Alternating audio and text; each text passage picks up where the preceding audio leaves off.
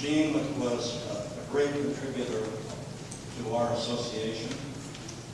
She joined the landscape committee and became secretary and worked there very diligently, made all the walks, took all the minutes, the notes, and put them out. And then she became a board member. And I think she worked 3 or 4 times as hard on the board as she ever did on the landscape committee. And made a lot of contributions to better our community. Tonight you are going to see, as we ask questions of the candidates, a system being asked us to put into place. Louder, we can't hear you. Okay, tonight we're going to see a system that Jean asked us to put into place for asking questions of the candidates, where each candidate has an opportunity to draw a question and answer it. Also, the questions that were submitted were vetted by an independent group of 3 people.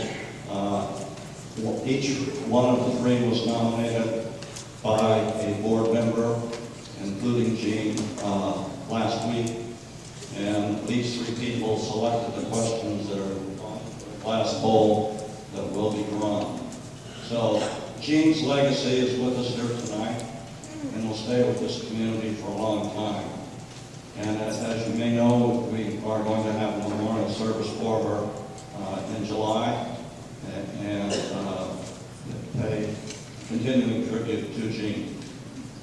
The second thing I wanted to point out tonight is how we go about replacing Jean for the remainder of her term of office. The governing documents assign the board the responsibility of appointing someone to fill that position. They did not anticipate we would have this mid-year election, or they might have written something different, I don't know. But the 4 board members that we currently have decided we would take this opportunity to let the voters recommend who should fill Jean's position. As you know, there are 2 open positions that are subject to the voters' election. And these 5 candidates, well, 2 of them will fill those positions. What the board felt was an appropriate way to take the appointed position, which is what is our responsibility, is to take the 3rd place candidate after the votes are done, and immediately the board would nominate that person, or appoint that person rather, to replace Jean for the remainder of her term. So that's what will take place in early August. So as you know, we are allowed cumulative voting in our process, which means if you have 2 votes, you can vote twice for 1 person. This would compound things if we somehow try to allow 3 votes. Because really you don't get to vote for Jean's replacement. But what you do get to do is send a recommendation to the board. So that's how we'll proceed with that. So, Eric?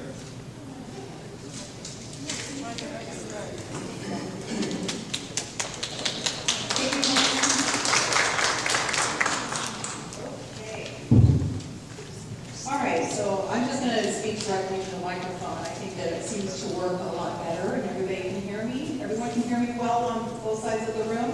Yes. Wonderful. Okay, I welcome everybody to meet the candidates tonight for our special election. I would also like to thank our, I guess we're going to call them our question group. They were Colin Taylor, Toby Davis, and Valerie Hamill. So I would like to thank them for their contribution to this meeting. We did change the format a little in order to make sure we keep the meeting to an hour. I know back in March, a lot of people started leaving after about an hour 15 to an hour and a half. So we will release you after hopefully an hour. All right, so a little explanation of the voting process. The inspectors of election will begin counting the ballots on Tuesday, August 2nd at 12 p.m. in the RCN conference room. And they may continue into Wednesday morning if they need additional time. However, they are only counting the one item, so I think that they should be able to get that finished on Tuesday. The special election meeting is scheduled for Wednesday, August 3rd, 1 p.m. That's in here in the ballroom. And the election packets will begin to be mailed out tomorrow through Saturday. So you will have your packets by sometime by early next week, subject to the holiday mail system. We do have five candidates' names on the ballot. However, there is also an opportunity if you wish to get in later into the race, you can write your name on the ballot and make sure you campaign hot and heavy if you're interested.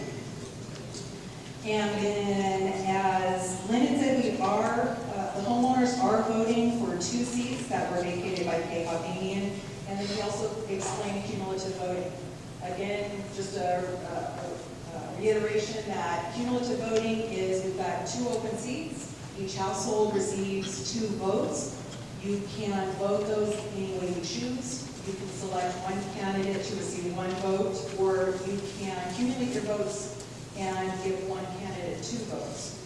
If anybody has any questions, make sure you give me a call. I know it's a little bit confusing, but I'll be more than happy to explain it. Or maybe I can ask Eric to explain it. Give him an opportunity. All right. Then also explained how we're going to fill the vacant seat from Jean's passing. And then that will occur again after the special election meeting on Wednesday, August 3rd. And then let's go through the explanation of the format for this meeting. Okay, so each candidate has submitted a candidate form listing their qualifications and reasons for serving on the board. Additional information has been provided by the candidates on the website, daily report, and through the individual meet and greets.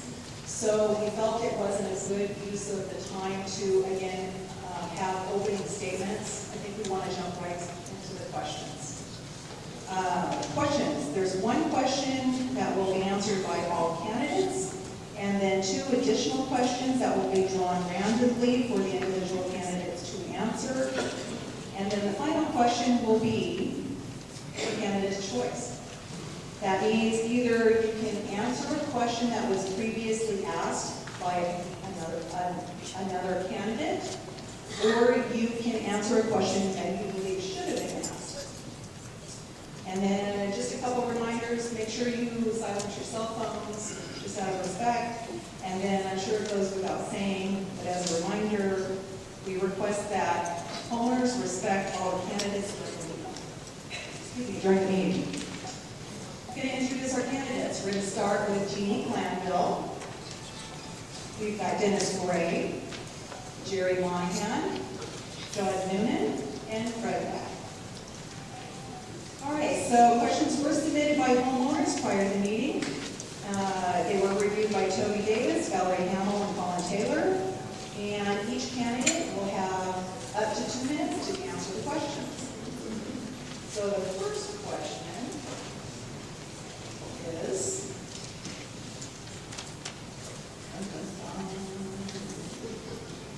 okay, first question to be answered by each. And we'll start with Jeannie and then work the way down the line. You get first seating.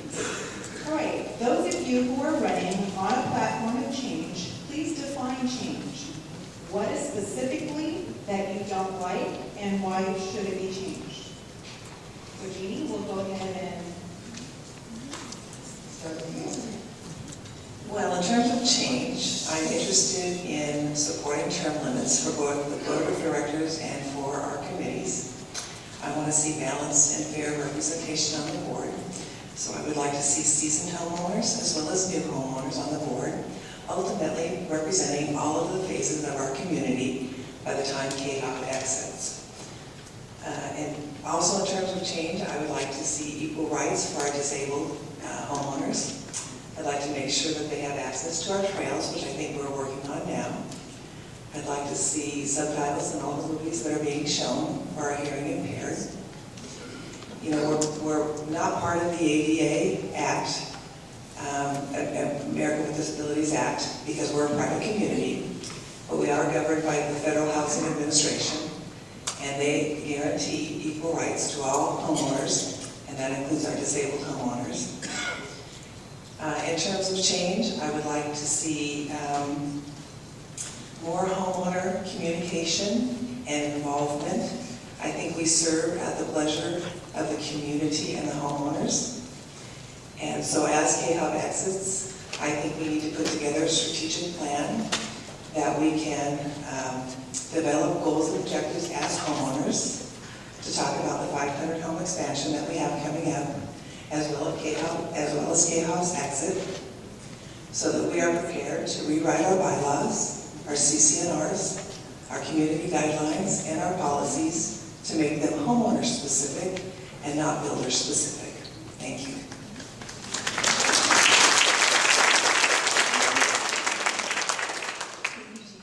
Dennis, same question. Did you want me to repeat the question? Right. No, it's Okay, fine. great. We bring to this community our past experience. And when we're here at the community, we bring our present experience that we've done in boards and committees and in groups and serving throughout. And the change I would like to see, and what I advocate, and much is the same, is the exit plan. We need to look ahead. We need to study it.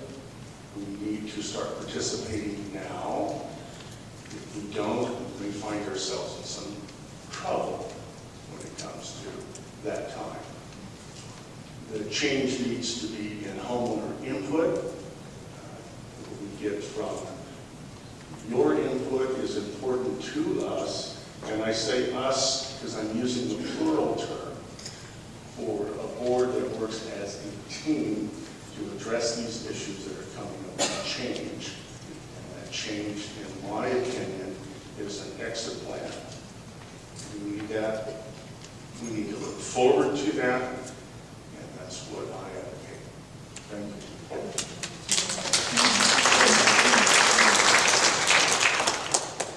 Hi, the changes I would like to see, I'm in favor of term limits both for the board of directors and for the committees. Not that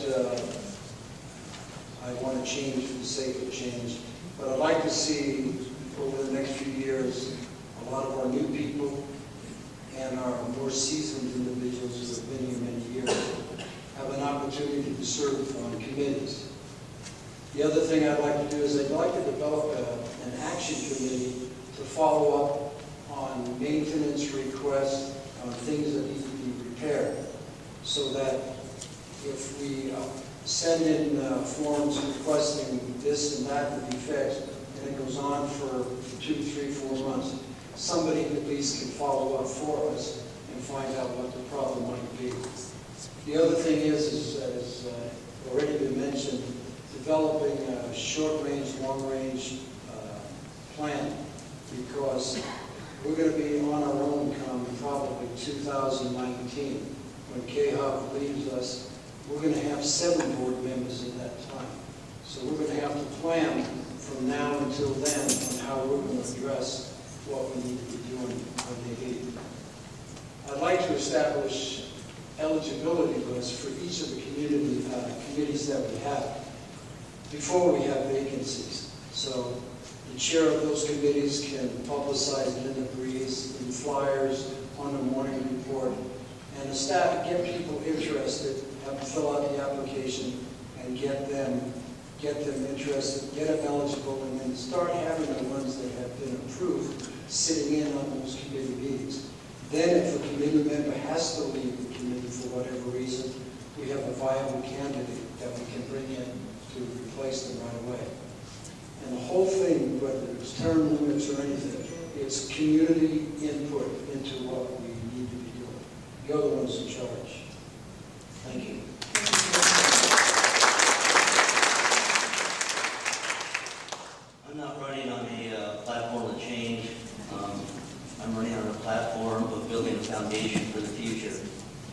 And for me, the major foundation for a homeowners association is a financial foundation. I served on a board for 7 years in another association. When I got on the board, we needed new roofs for all the homes, and it was a $3 million item coming up. We were getting bids for it. When we went to the account, we had $9,000 in the account. So needless to say, we did not have enough money to put roofs on. So all we could do was fix roofs for the next 10 years or so. I moved out, I don't know what they're doing now. The one thing that homeowners get upset about is a raise in dues.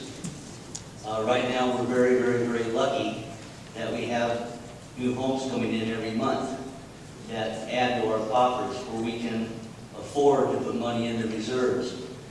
I know people like to spend a lot of money, and right now is probably a good time to do it because we have quite a bit. We need to do some build out here. And I'd like to get the clubs and the people who are actually involved in the clubs to give their ideas as to what the build out should be, instead of the board just saying, well, we need to do this, we need to do that. We need to get inputs from all the clubs and all the people who participate in sports and cars and things like that. I know people were a little bit upset that we were going to add another storage room over here.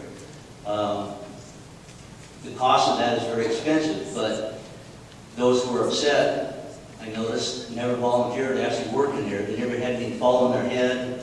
They never had to move stuff to get things out. They never volunteered to put up the stage. They never volunteered to do anything. Yet they don't want to spend the money to build out for a bigger storage so we can be safe while we're doing things in there. We need to wrap up. Oh, that's, wow. And the last thing is, on our build out, I'd like to us contract with Cable to at least be one renter for at least 5 years after they get out of here, so we'll have a contact with a Cable person for our warranties and things like that. Thank you. I have a disagreement with what was mentioned earlier. We have to plan for the future. We have to think what happens when the last home is built, the last home is sold, and the keys are turned over from Hovnanian over to us. And to help get some feel and flavor of what the community is thinking about, my wife and I have go door to door, and over the past 3 weeks have visited over 700 homes. And it's quite enlightening because the change that's needed is somewhat area specific. In the new area, they're concerned about security. They're concerned about the Breckenridge Gate that seems to be left open, about the beer bottles in the open area next to their home. So in terms of their needs, it's oriented towards security. In some of the other areas, it's getting involved on committees. I have been a candidate, a strong supporter of getting on committees. In April, I went to the new homeowner meet and greet. And they had a table set up for emergency preparedness and brochures and shop keys to hand out, keychains and things like that. Trying to get people interested to join our committee if we have vacancies on it. And they also, Fred, well, we know you guys will take care of us. We got to get our ground building up in our home. So the change for them is getting their home settled, and then they might be interested. I'm open to term limits if it's defined in a way that is fair and equitable.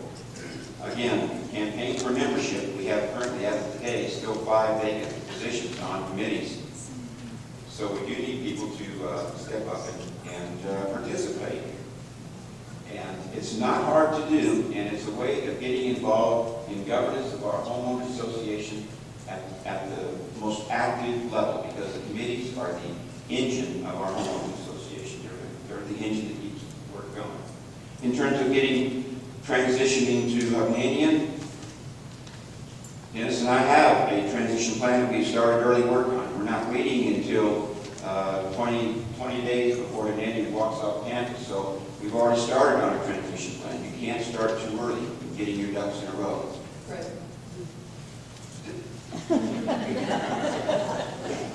Fantastic.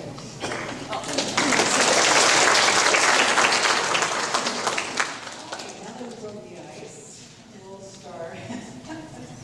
we'll go ahead and start our random questions. And we have 2 questions each, so what we'll do is we'll go through the row. Each person will select a question. I'll read the question and you'll answer it, and then I'll go to the next person down. So because we picked on Jeannie first, we're going to start with the other one today. Next. So Fred will answer the first random question, please. Do I read it? You read it? I'll read it. You want to just draw it, and then I'll read it. Perfect. If I say it, it's me. All right. First question is, how would you define a successful relationship between the board and homeowners? I would define a successful relationship as one in which there is convenient and easy two-way communication. Now, when a resident wants to bring an issue before the board, they oftentimes start with the committees. So they'll come to the committee and raise an issue, a concern, something that's of interest to them.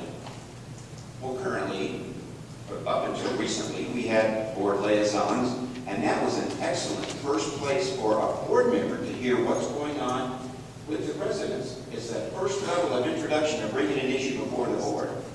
And if the board liaisons are taken away, then you've got a gap. It creates an elitist situation where the board is up here and the committees are here, and there's no cross funnel of information. It's great for the board members at a committee when a resident brings in an issue to find out if there's trends. If you go to the landscape committee and 3 residents come in and complain about the same thing happens with the early warning system, that there may be a commonality, there may be a trend of an issue there. So I think communication is two-way. It starts with the resident coming to a committee, stating his case. He or she could come on a Thursday afternoon to a board meeting and plead their case, and they catch the board cold because they haven't heard it earlier, because it wasn't channeled up. So I'm a strong supporter of communication and allowing the residents. That's why God gave us 2 ears and 1 mouth, so that we could listen to people and hear what they have to say, and not be so quick knee-jerk to say, no, that can't be done. It's too expensive, too hard to do. But a board liaison in a committee can say, that's a good idea. That was tried a couple years ago, and these were 2 hurdles. So if you try it again, address these 2 hurdles. Thank you. John, you're next. All right. The question is, I did print these in 24 font, but I still can't read it. What is the purpose of an ad hoc committee, and how do you think the committee members should be selected? The purpose of an ad hoc committee is to provide information to the board so the board can have all the intelligence in order to vote on something. I believe the ad hoc committees should consist of the expertise of the people in the community here as to the ad hoc committee they're on. Like if we're going to do a build out, it'd be really nice to have architectural people on the ad hoc committees who know how to build things out. It'd be nice to have carpenters, plumbers that can actually tell us how much it's going to cost. I would like to have people from like clubs and things like that also on the ad hoc committee. If we're going to build out more tennis courts, it'd be nice to have some people from the tennis club on that ad hoc committee to let us know what they want. Such as the build out we had here. I'm not sure if we had architects on that committee or not. I know we had a lot of good, really decent people in the community. But when I came to the ad hoc committee meeting we had, nobody was able to describe why these build-outs were necessary and what the purpose of them were. They just wanted to show us what the build-out actually were. It would have been nice to have heard why we're doing these build-outs and the reason for them. So I think we have so much experience in this community, and it would really be nice for people to volunteer with their expertise on these ad hoc committees. And it's important that we get it in the breeze of what ad hoc committees interested in it and try to develop and try to get the expertise. Thank you, John.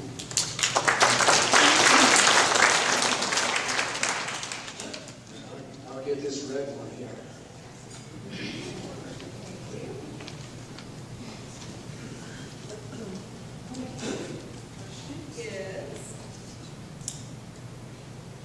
What research have you done to become acquainted with the operation of our association? Okay, what I've done in the time I've been here, I've lived here 8 years. I've gotten familiar with our guidelines, many of the committee responsibilities, and I've met a lot of people within groups and recently have become members of many of them. The research in talking to people, I found out things that were bothering them or things that they thought were important to address. One of them, of course, as it came up in the March Meet the Candidates, was communication. They felt that needed to be more so. I believe the communication should be from the community up to the board, and so that the board has an understanding all the time what the community needs and wants. Talking to people is most of the research they've done. I've read articles about association responsibilities, board of directors. Those are things that can be picked up once you become part of the board. I've been part of boards for the Riverside Police Department Association. I was president and member of the board for 3 years. And it was pretty simple. You live in a codified environment. If you need to know something, rather than shoot from the hip, if you don't know the answer, you go look for it, wherever it needs to be looked. And so, again, the research was talking to people and trying to understand where we need to go in the future. Thank you.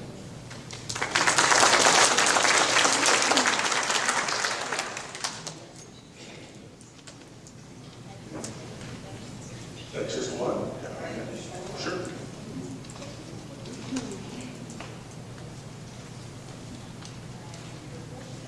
What is your strategy to bring our divisive community together where homeowners feel their opinions are considered in board decisions rather than dictated by the board of directors? Part of the question answers itself, and that is bringing people together. It is most important that we hear from each of you, and when you have an issue that we listen to you.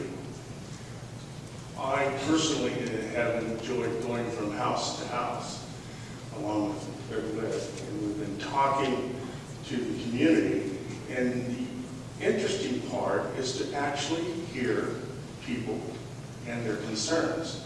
We need more of that. Jean Sandoval was working very well in that when she had her meet and greets. It is a prime example of how you get communication across to people.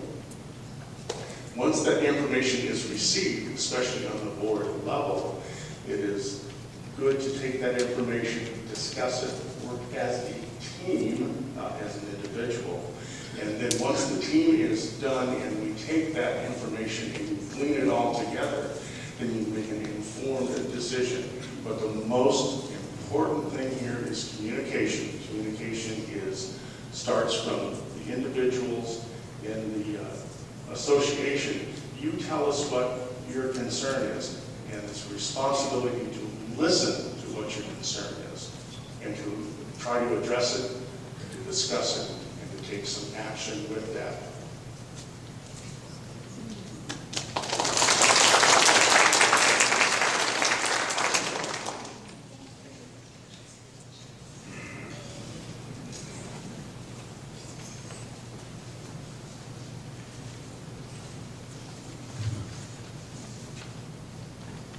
The bylaws require a board member to serve on all committees. It has been recommended that this requirement be removed from the documents. What is your position regarding this issue? Well, I believe that the board members should visit committees that they're interested in participating on, but I don't support board liaisons. I think it is the chairperson's responsibility to manage the committees and to meet with the board like we do on a monthly basis since Lynn has become our president, to talk about their issues and their proposals that they want for their committees. I also think it's the responsibility of the chairpersons to communicate to our homeowners at each of the board of directors meetings what's going on with their committees, what's been proposed, and let the homeowners be aware of what's happening in each of the committees. In addition, I think the chairpersons should do a better job of marketing our committees to our new homeowners and to our existing homeowners to elicit participation. I would volunteer, if I become elected, to individually meet with every new homeowner to talk about our committees and to solicit participation. Thank you.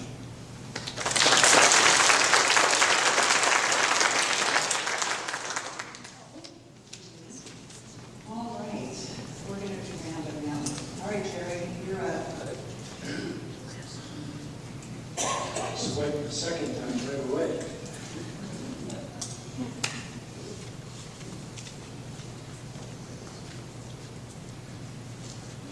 And the question is, who should be responsible to recruit qualified committee members? The person responsible for recruiting should be the chairman of that committee. And again, he or she could do that through publicizing in the Breeze, the morning report, personal contact with people, and get people involved. He or she can get them to fill out applications based on their experience and expertise. They can position themselves on an eligibility list, and then that chairperson can invite those people to the regular committee meetings so they can stay on top of what's going on.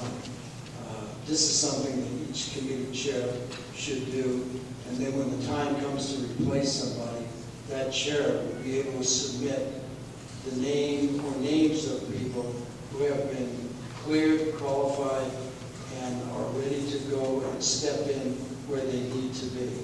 So the answer would be the chairperson of each committee.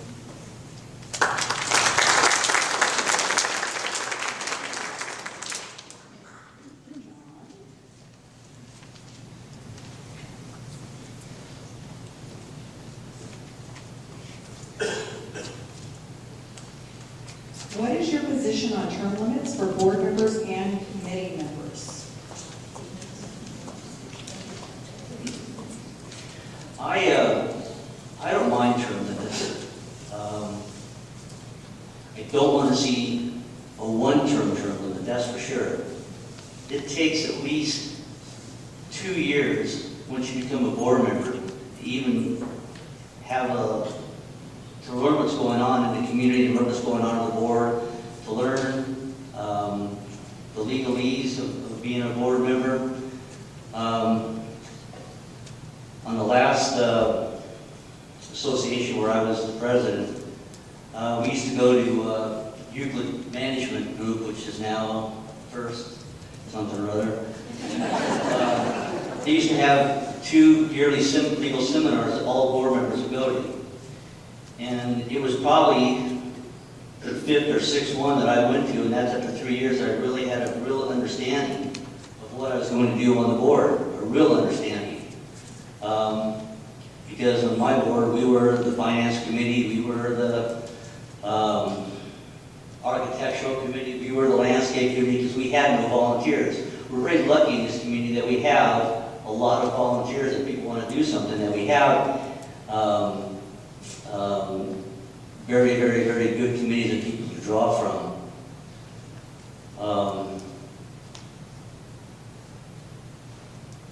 I'm 70 years old. What was the question?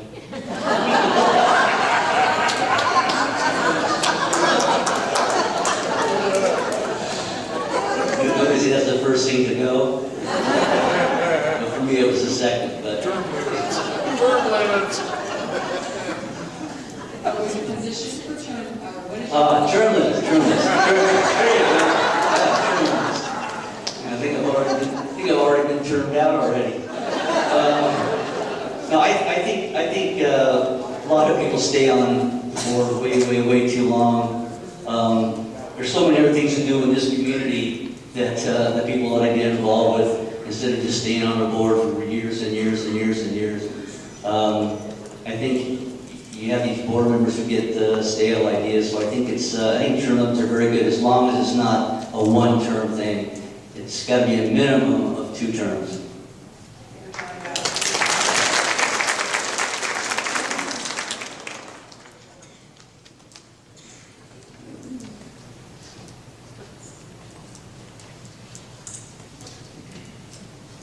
What past experience will help you be successful as a board member?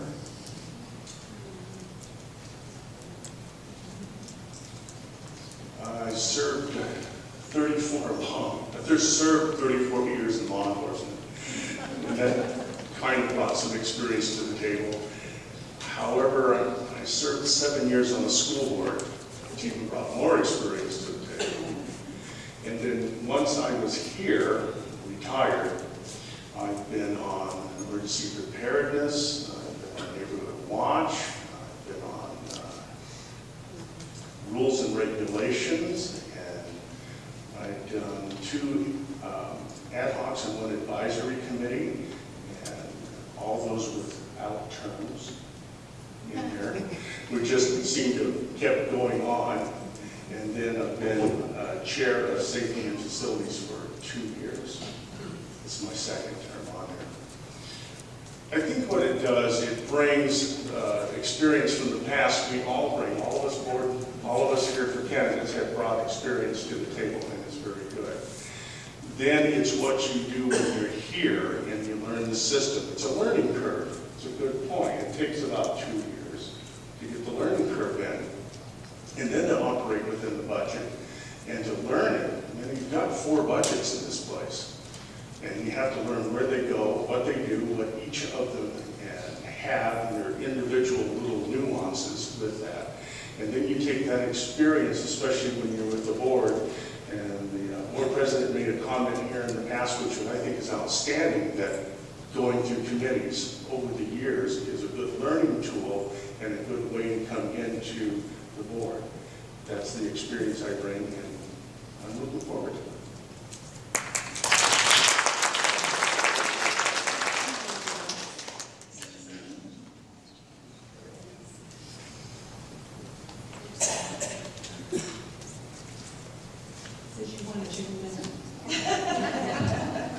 What do you feel is the most important quality of a board member, and how have you prepared yourself for the position? Well, I think there's 3 qualities for a board member that you have to bring to the board. One is a passion to serve. The second is experience, and the third would be initiative. You know, I have a strong passion to serve on this board of directors because this community has been so supportive of me after my husband's death, and I want to give back. Pardon me. Before I even moved into this community, I actually sought out and joined the Neighborhood Watch Committee and became a block captain because I wanted to have the opportunity to welcome our new neighbors to our neighborhood. I also joined the social committee, and I now serve as their secretary because I'm a social person, and it gave me an opportunity again to meet many new homeowners and existing homeowners. I've recruited 3 block captains, and I have 6 people who are interested in serving on committees. So I do have a passion about this community. In terms of experience, I have over 42 years in healthcare administration, 26 of those as a senior level manager. So I have participated in board of directors for several years. I've chaired board of directors for both nonprofit and for-profit entities. I was even the president of the board of directors for my high school music program for my kids. In terms of initiative, I have already gone out and met with 2 of our neighboring homeowner associations board members, talked to them about how they govern, talked about their challenges and their issues, and I've sought advice on how we're going to manage our exit from our builder. And I want to continue those dialogues with all of our neighboring HOAs because that's an important experience that they can share with us. Thank you.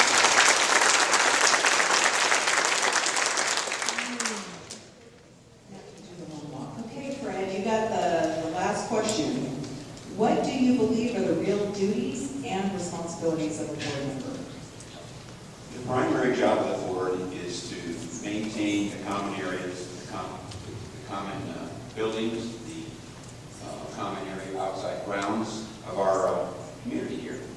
And that means making sure that we have special assessments if necessary, but to make sure that that's the primary goal. The secondary goal would be to make sure that our lifestyle is good, that the clubs are supported, that our events we have here in the community are funded, and everybody has a good time, that the events at the lodge.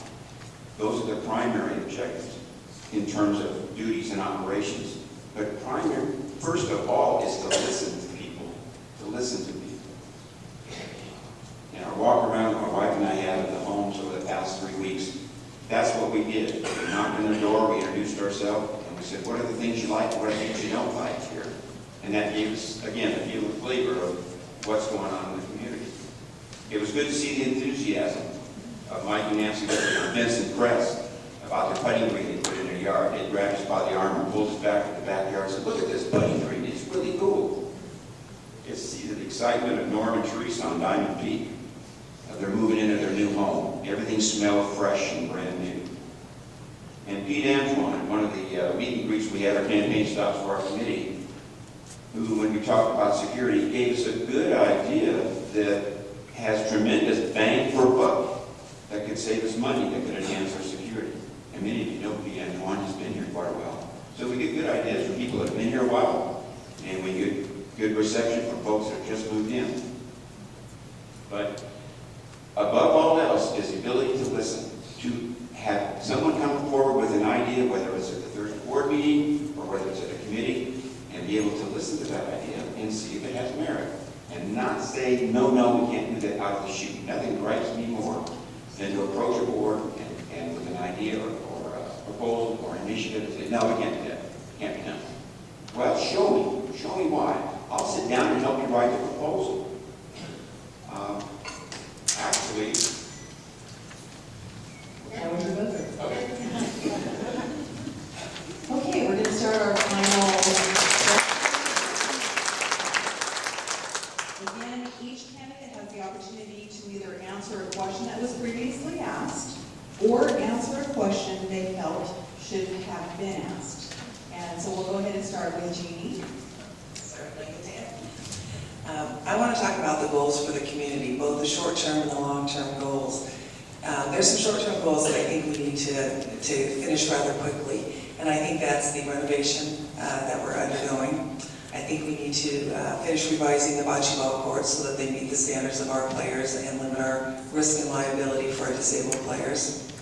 I think we should revisit the issue of the dog park because I heard from many of our homeowners. And then in terms of the long-term goals, I've heard a lot about communication with the homeowners, and I think that's very important. But I really want to see participation. So I really do want to form work groups where the homeowners sit down together and devise the plans for the future of this organization and those long-term goals that we need to achieve as a community. Thank you.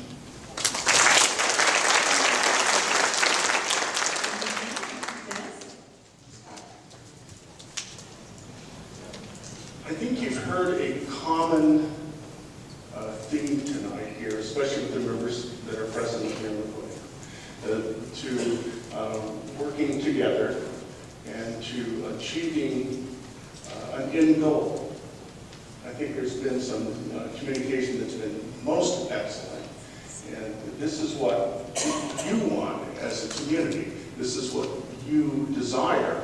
Is you want to be heard, you want to be addressed, your issues, and you want some communication that comes back with you.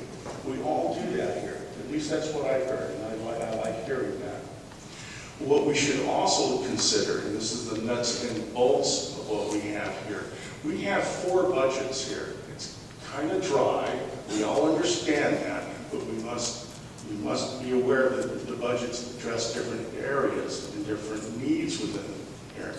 We have a master budget, which takes care of the whole that we have here. We have those that have the front yard budget that addresses their needs within what we have. And we have the Springdales, and the Springdales hold a special love for me because that's where My mother is, so I kind of have an interest in the Springdales when it comes to that, to make sure that that budget fulfills their needs. And then we have the reserve budget, and the reserve budget is extremely important when it comes to replacement of what we have, the items. And that's just the nuts and bolts of what we need to have. That's what we work with when it comes to the needs we have. But I think with the nuts and bolts, there's some understanding, but the understanding is that I like what I hear about working together as a team here and the needs of the community in the short term and in the long term. I find no fault in that, and I want to be part of that service. Thank you. Jerry? Over the last month and a half, I've been at a lot of meet and greets along with Jeannie. And we've asked a lot of questions of the people who are at those meet and greets. One of the things that came up routinely was term limits. And we were asked, who do we believe should decide on term limits? And the answer to that, I've already said, and I think Jeannie and others will agree, that it should be you, the community. So that's the other thing that's come up pretty regular is a dog park, and I support that very strongly. And in conjunction with Fred's comment, security has come up in the area of the new homes where fences are not available. So can we call this a gated community if our fences are down or not in place? I don't think so. I think we need to get going on that. And other than that, that's all I have. I want to say good night to my grandson in the back. He's been a good boy.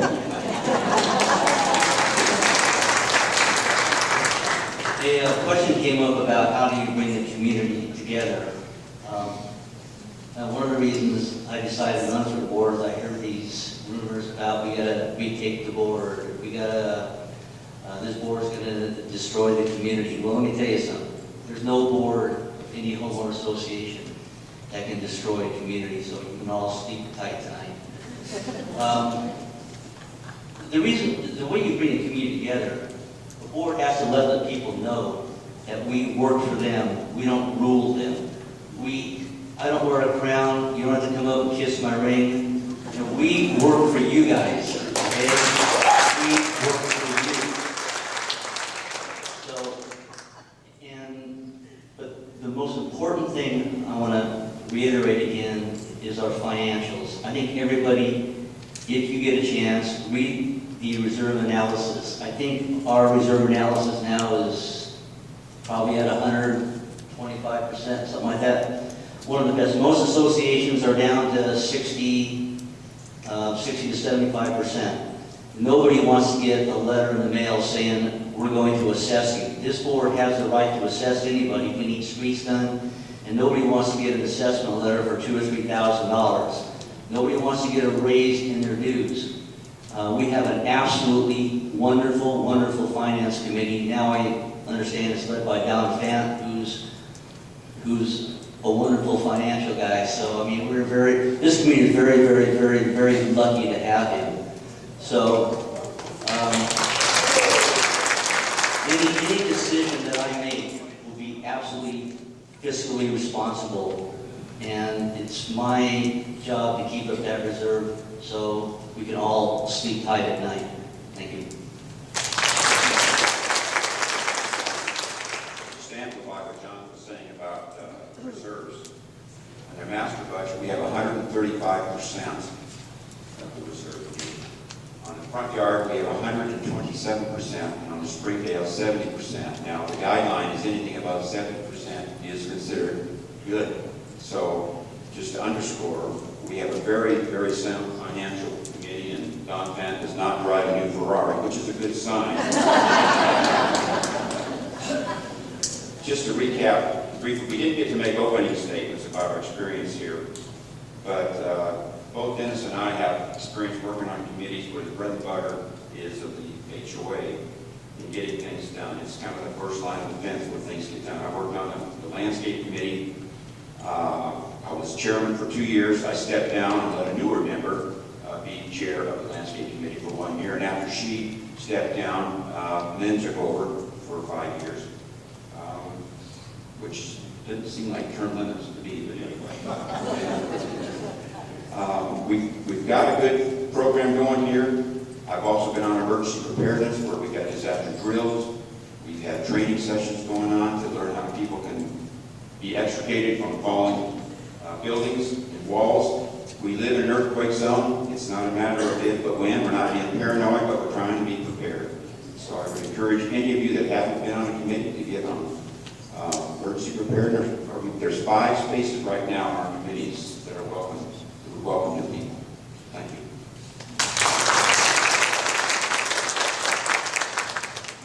Thank you. All right, it looks like we're going to wrap up here just within the hour. Just a few reminders, the ballots are going to start going out tomorrow. The district meeting is Tuesday, August 2nd. Special election meeting is Wednesday, August 3rd. And then our regular board meeting will be August 11th. I would like to encourage everybody to thank our candidates for their time and